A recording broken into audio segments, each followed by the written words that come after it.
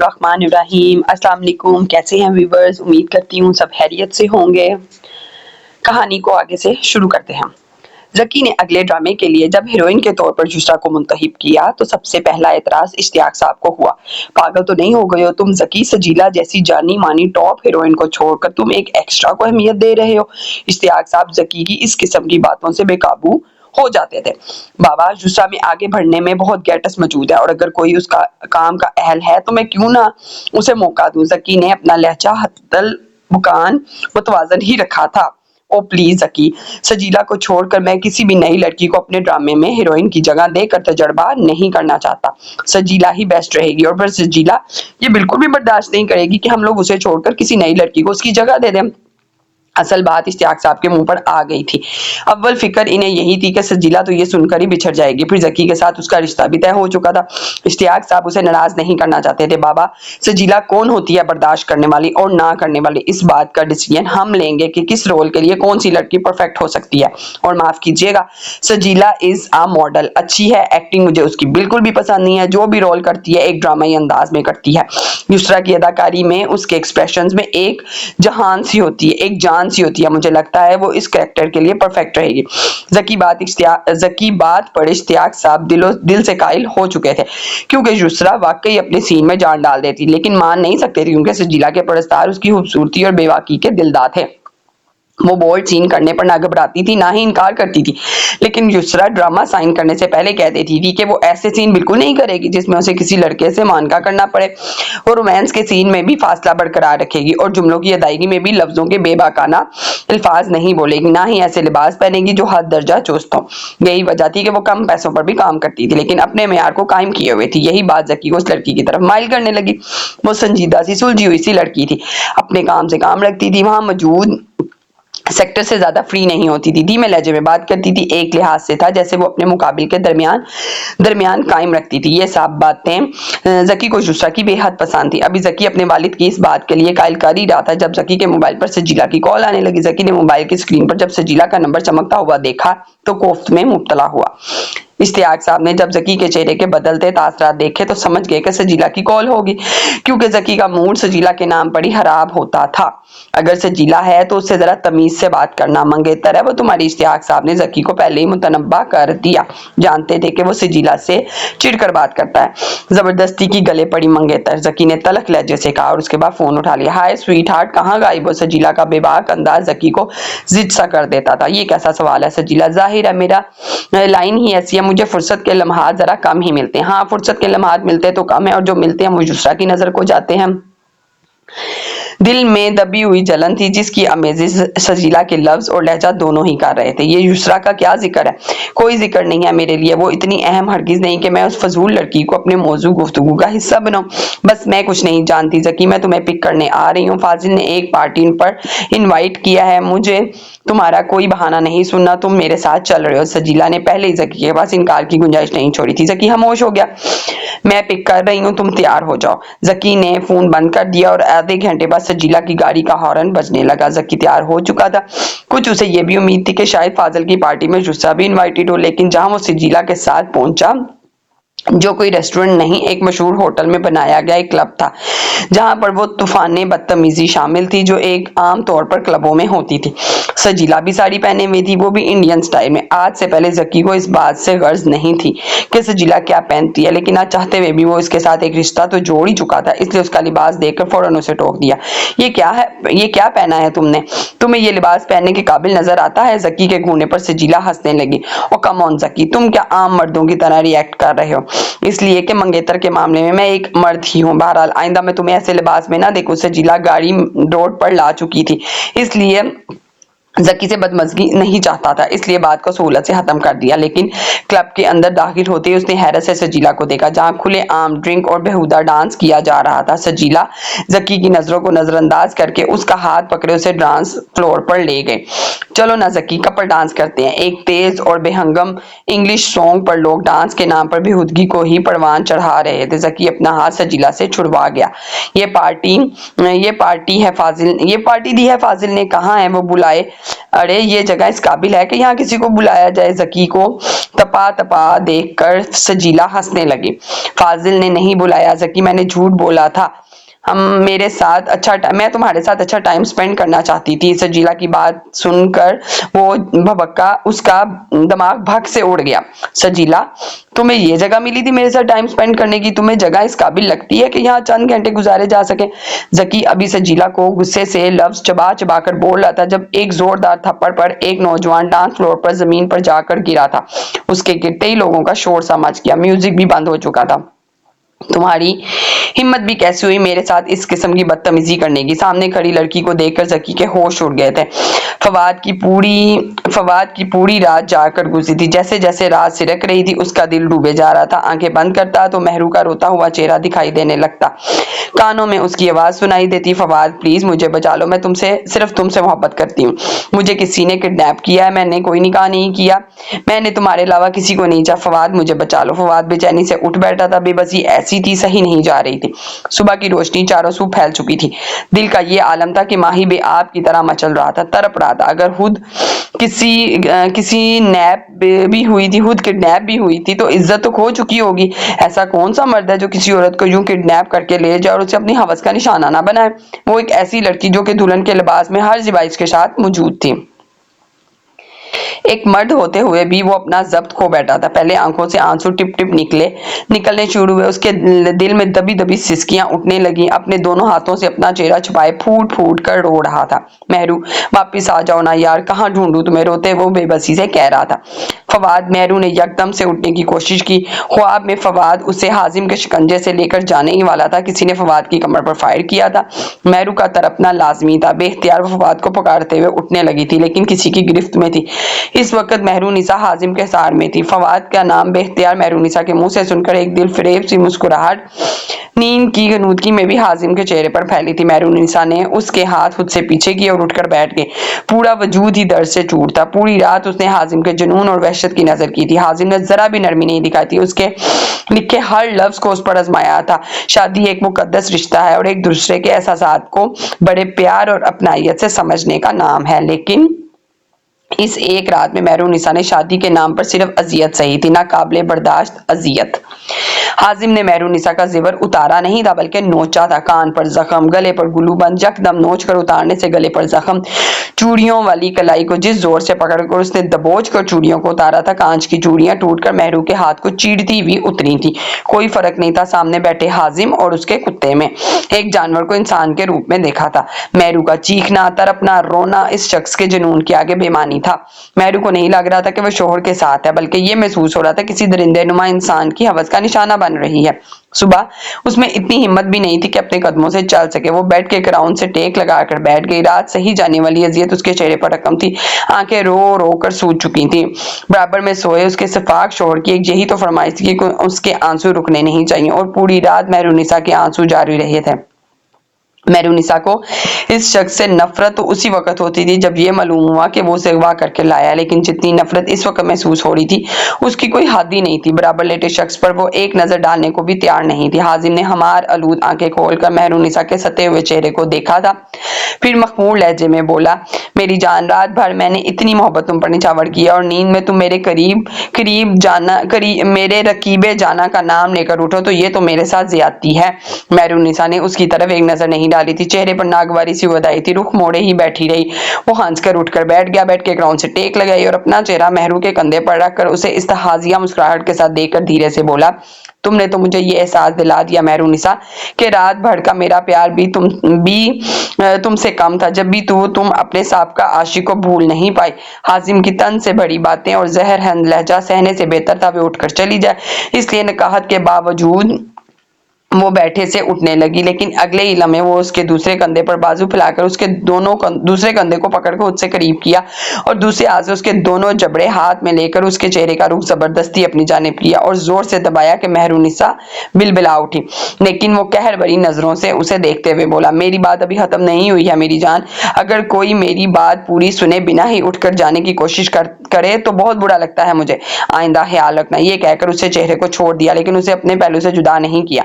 ना चाहते हुए भी मेहरुनिसा की आंखों से आंसू की सतह बुलंद होने लगी। आंखें आंसुओं से भर गई थी। अगर एक बार भी आंखें झपकती तो वो आंसू बह जाते।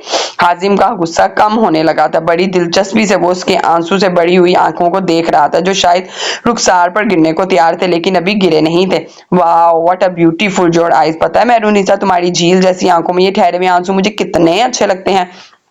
किसी खूबसूरत झरने का मंजर मेरे सामने आने लगता है। तुम्हारी आंखों में भरे हुए आंसू देखकर कगान की आंसू झील का गुमान होने लगता है। जानती हो, मुझे कभी भी सैफुल मलूक की झील, खूबसूरत झील जिसे लोग दूर दूर से देखने आते हैं, कभी इतना मुतासिर नहीं करती थी जितनी ये आंसू झील करती है। दूर से देखने पर गुमान होता है किसी औरत की खूबसूरत आंख है जिसमें आंसू की सतह इस कदर बुलंद है कि अगर वो आंख को झपक भी ले, वो सारे आंसू झील में बहकर खत्म हो जाएंगे। वीरान सी लगने लगी, उसकी खूबसूरती मान पड़ने लगी। इसलिए वो भरी हुई झील का मंजर जब मैं तुम्हारी आंखों में देखता हूँ, जस्ट वाओ, तुम सोच भी नहीं सकती कितना प्यार आता है मुझे तुम पर। इसलिए हर वक्त अपनी आंखों में आंसुओं की सतह को बुलंद रखना और आंसुओं की पलकों की बाढ़ से बहने ना देना, वरना मुझे बहुत बुरा लगेगा। मेहरुनिसा आखिरी जुमला उसने मासूमियत से जाकर गंभीर लहजे में कहा, फिर हंसने लगा और अपना बाजू मेहरू से पीछे हटा लिया। अब जाओ, फ्रेश हो जाओ। मेहरुनिसा उठकर धीरे से चलती हुई कमरे में मौजूद वार्डरोब तक पहुंची। उसे खोलकर देखा तो बहुत सारे लेडीज कपड़े मौजूद थे। मेहरुनिसा को पहले हैरत हुई थी। वो तो समझी थी कि अलमारी में मर्दाना कपड़े ही होंगे, लेकिन शायद वो उसे यहाँ लाने की पूरी तैयारी कर चुका था। मेहरुनिसा ने एक सादा सा लिबास निकाला और वॉशरूम में चली गई। सामने वॉश बेसन के सामने लगे शीशे पर अपने जख्मी कान और गर्दन देखकर सिसकियों से रोने लगी। सुल्तान राव ने मरहा से भी जबरदस्ती निकाह करने के बाद उसके जेवरात को उतारने की बजाय नोचना शुरू किया था। सबसे पहले सर पर पहने रूसी दुपट्टे को खींच के उतारकर जमीन पर फेंका था। मरहा तरफ कर रह गई थी। बाल पिन से बालों के साथ दुपट्टे को सजाया गया था। जब उसे यूं बेदर्दी से नोच कर उतारा गया तो वो बिलबिला सी उठी थी, लेकिन आज तो उसका आशिक जुनून हेजी मनाने के मूड में था। उससे कहने लगा, ये तुम्हारे थप्पड़ का जवाब है। मिरहा घबराकर पीछे हटने लगी। खुदा के लिए मुझ पर रहम खाओ। मिरहा ने हाथ जोड़कर उसकी मिन्नत की, लेकिन उस वजाहत से भरपूर नौजवान पर तो बदले का भूत सवार था। क्यों रहम करूं तुम पर? सबके सामने तुमने मुझे थप्पड़ मारा। उसकी गूंज तो तुम आज ऐसी सुनोगी कि सारी जिंदगी ये गूंज तुम्हारे कानों में आती रहेगी। इसके बाद मिरहा का चिल्लाना रोना सुल्तान राव पर बेअसर रहा। उसे ना चाहते हुए भी अपने नॉवल का सीन याद आने लगा। अपने नॉवल में वो एक वाहियात किस्म के लफ्जों के इस्तेमाल से मियाँ बीवी के माबैन कायम होने वाले रिश्ते को लिखती थी, जिसमें बेहूदगी और जुनूनियत के अलावा कुछ भी शामिल ना होता था। मेहरुनिसा की रात ऐसी ही तो गुजरी थी। इस दरिंदे सिफ्त परस्तार ने उसे उसके हर नावल में वेडिंग नाइट याद दिलवाई थी। यहाँ तक कि उसे हीरो के पूरे मुकालमे सुनाए थे, जिसको कभी वो मुस्कुराते हुए कलम बंद करती थी। आज सहने से कासिर थी। अपनी गर्दन पर जख्म देकर रोने लगी थी। जब वो शावर लेकर बाहर आई तो कमरा खाली था। बस सामने सोफे के पास एक ट्रे मौजूद थी जिसमें नाश्ता रखा था। वो कल दोपहर से भूखी थी, इसलिए धीरे से चलती सोफे पर बैठ गई। सिर्फ एक बॉइल एग, एक स्लाइस और एक कप चाय के अलावा कुछ नहीं था। मेहरुनिसा को इस वक्त भूख इस शिद्दत से लगी थी कि अगर वो 2-3 पराठे भी होते तो वो खा जाती। वो नाश्ता उसकी भूख के सामने बहुत कम था। उसने बॉइल एग को नाइफ से काटकर स्लाइस पर रखा और खाने लगी, लेकिन पहले निवाले ने हलक से नीचे उतरने से इनकार कर दिया। काफी घंटों से भूखी प्यासी थी, इसलिए हलक बिल्कुल खुश्क हो चुका था। सामने रखे पानी के जग से उसने पानी का ग्लास में डाला और पानी के साथ ही ब्रेड को निगलने लगी। चाय भी उसने अजलत में पी थी। नाश्ते से कुछ सुकून तो मिला, लेकिन भूख नहीं मिटी थी। हाजिम जब दोबारा कमरे में आया तो वो नाश्ता कर चुकी थी। उसे देखकर मुस्कुराते हुए उसके पास पहुंचा, धराम से उसके बराबर सोफे पर बैठ गया। मेहरुनिसा पीछे खिसक गई। फिर हाली बर्तन देकर मेहरुनिसा को देखकर बोला, नाश्ते पर मेरा इंतजार भी नहीं किया तुमने। वेरी बैड मेहरुनिसा, शादी के किस पहला नाश्ता मेरे बगैर, शादी का पहला नाश्ता वो भी मेरे बगैर। हाजिम ने यूं कहा जैसे बहुत ढेर सारा नाश्ता उसके पास रखा हो। मुझे और भूख लगी है, मेहरू ने नजरें चुराते हुए कहा, लेकिन इससे ज्यादा नाश्ता नहीं मिलेगा मेरी जान। हाजिम की बात पर उसने नाफहमी से उसे देखा। क्या मतलब? देखो ना स्वीटा, ये तुम्हारा मेका तो है नहीं जो तुम्हारी मर्जी चले, ना ही तुम्हारा सबका आशिक का घर है कि जहां तुम्हारे नाज नखरे उठाए जाएं। तुम मेरी बीवी हो और मैं तुम्हें बस इतनी ही उड़ाक दूंगा जिससे बस तुम सांस ले सको। जिंदगी के नाम पर बस तुम्हारी सांसें चलती रहनी चाहिए। इस बार वो संजीदगी से कह रहा था। आंखों में एकदम वहशत सी उतरी थी। उसके बाद उसका हाथ थाम कर कमरे से बाहर ले गया। नीचे का जीना उतर कर उसे एक तरफ ले गया और सामने बने छोटे से किचन में ले जाकर उसका हाथ छोड़ दिया। किचन में बस इतना था कि जो 6 कदम चलने पर खत्म हो रहा था। वहां स्टोर पर बड़े बड़े पतीले रखे थे, शेल्फ पर सब्जियां और चिकन मौजूद था जो मिकदार में काफी सारा था। 15 लोगों का खाना बना और सब कुछ यहाँ मौजूद है। मेहरू इनको देखकर हैरान हुई थी। इतने लोगों का खाना उसने पहले कभी बनाया ही नहीं था, मैं कैसे बना सकती? क्यों, अब पकाना भी नहीं आता तुम्हें? कैसी राइटर हो यार, अपनी हीरोइन से तो अच्छे खासे काम करवा लेती थी। बेचारियां सफाइयां, कपड़े धुलाई, खानादारी सब कुछ करती थी, इसके बाद भी थकती नहीं थी, जॉब पर भी चली जाती, और तुम खुद हो के 15 अफराद का खाना बनाना भी तुम्हें मुश्किल लग रहा है? हाजिम के तंज का सुनकर वो जिद सी हो गई, इसलिए लहजे भी उसकी अक्कासी कर रहा था। मैंने कभी इतना खाना नहीं बनाया। ठीक है, मैं एक मुलाजमा को भेजता हूँ, आज वो तुम्हारी मदद कर देगी, लेकिन कल से तुम ही सब कुछ बनाओगी। ये कहकर वो किचन से बाहर निकल गया। कुछ ही देर बाद वही औरत किचन में दाखिल हुई जो उससे पहले नींबू पानी लेने आई थी। वो बस मेहरुनिसा ये बताती रही कि उसे पकाना कैसे है। सब कुछ मेहरुनिसा खुद ही काट रही थी। खाना बनाने के बाद वो फिर से नडाल सी होने लगी। भूख तो उसे पहले ही लग रही थी। रोटियां बाजार से आ चुकी थी। मेहरुनिसा ने जल्दी से सालन प्लेट में डाला और शेल्फ में रखकर रोटी हाथ में पकड़कर भी पहला निवाला ही तोड़ा था कि हाजिम ने उसके हाथ से निवाला छीन लिया। ये कौन सा तरीका है खाना खाने का? ऐसे खाना खाते हैं? इतनी बड़ी लखाई होकर दूसरों को डाइनिंग टेबल पर बिठाकर कांटे चम्मच से खाना सिखाने वाली, खुद छोटे से डब्बे नुमा किचन की गंदी सी शेल्फ पर प्लेट रखे पसीने से शराबू यूं रोटी खाती हुई राइटर कहाँ जचती है मेरी जान।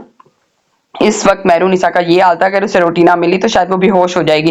प्लीज मुझे भूख लगी है, मुझे खाना दे दो। मेहरुनिसा अपनी बेबसी की इंतहा से गुजर रही थी कि खाने की प्लेट हाजिम ने उससे पीछे कर दी। हाजिम, हाजिम नाम है मेरा, मुझे हाजिम कहा करो। खाना हम जरूर खाएंगे जाने मान, लेकिन यूं नहीं वैसे जैसे महलों में रहने वाले खाते हैं।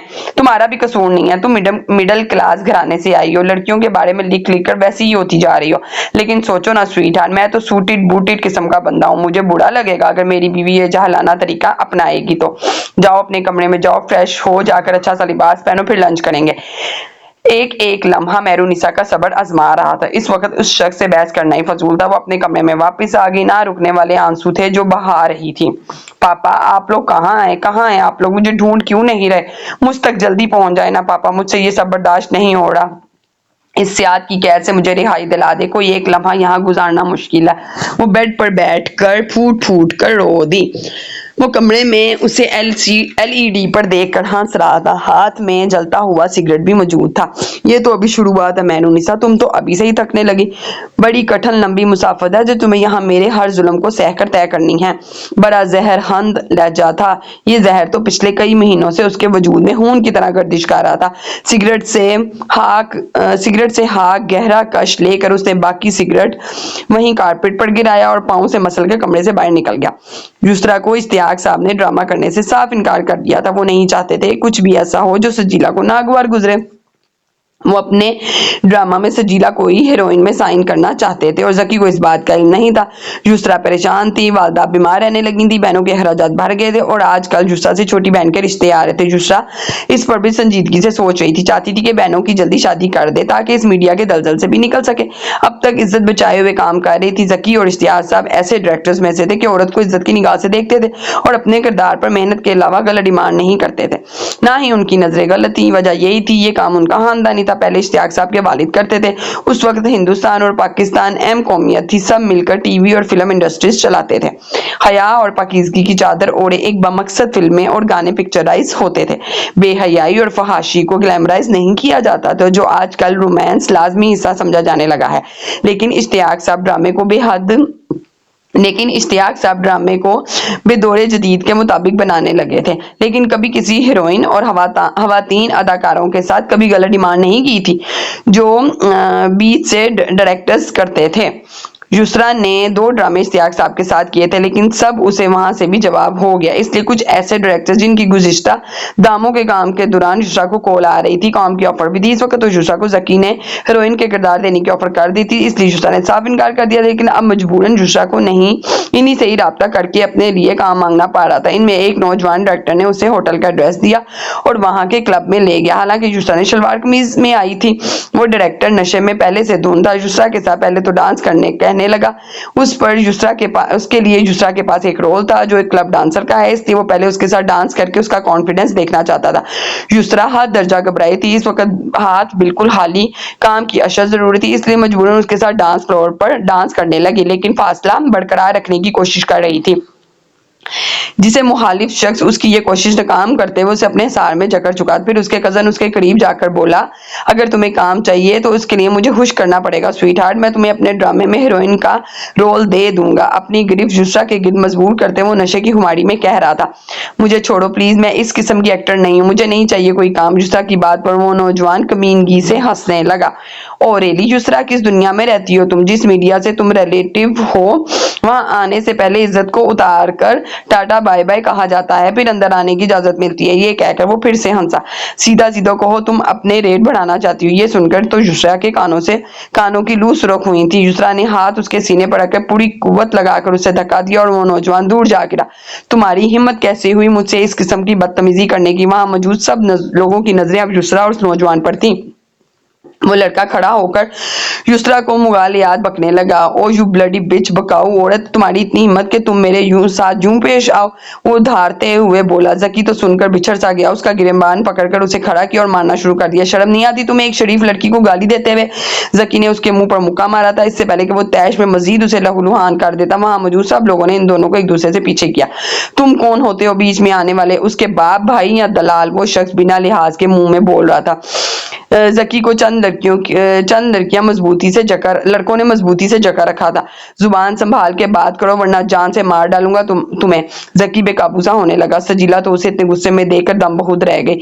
उस लड़के के नाक से खून बह रहा था। 4-5 लड़कों ने उसे भी पकड़ रखा था। कुछ वो नशे में भी था, इसलिए ज्यादा कुवत नहीं लगा पा रहा था। लड़के उसे खींचकर क्लब से बाहर ले गए। युसरा रोने लगी। अपना तमाशा बनाना नहीं चाहती थी लेकिन बन चुका था। जकी युसरा के पास गया। चले मेरे साथ, आपको घर छोड़ दूं। ये कहकर जकी ने कदम आगे बढ़ाए। युसरा उसके पीछे चलने लगी। फिर जकी सजीला के पास जाकर रुक गया। चले यहाँ से। जकी के पूछने पर वो भी क्लब से बाहर निकल गई। युसरा गाड़ी में बैठी भी रो रही थी। कौन था ये कमीना इंसान?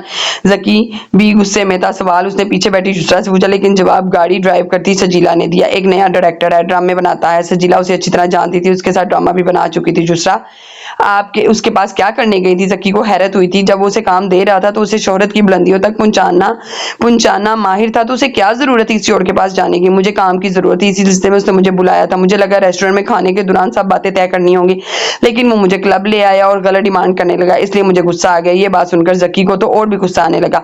वो काम दे रहा था और वो किसी दूसरे के पास क्यों गए? यही बात है युसरा, कोई अनोखी या अनहोनी बात तो नहीं जिस पर यूं रिएक्ट कर रही हो? सजीला के लहजे में तंज था। मैं ऐसी लड़की नहीं हूं, ना ही काम के लिए इज्जत का सौदा कर सकती हूँ। तुम प्लीज कुछ देर के लिए चुप भी हो जाओ सजीला। जकी ने सबसे पहले सजीला को खामोश करवाया जो सिर्फ तंज के नश्तरी चला रही थी। आपको काम की क्या जरूरत पड़ गई थी युसरा, जब मैं आपसे कह चुका था कि आप मेरे ड्रामे में एज अ हीरोइन काम करेंगी? जकी की बात सुनकर गाड़ी को यकलहत ब्रेक लगी थी। सजीला को ये खबर किसी बम धमाके की तरह से लगी थी। सजीला के नाम के नीचे क्या क्या हो रहा था। जकी डैशबोर्ड से टकराते हुए बचा था। पीछे बैठी युसरा भी आगे को झुक गई थी। ये तुम पर कैसी अवतार टूट पड़ी है? गाड़ी अगर चलानी नहीं आती तो उठो यहाँ से, मैं चला लेता हूँ। यूं मेन रोड पर गाड़ी को अचानक ब्रेक लगाने से कोई हादसा पेश आ सकता है। सजीला फौरन से संभली थी। इस वक्त रोड गाड़ियों का ज्यादा रश नहीं था।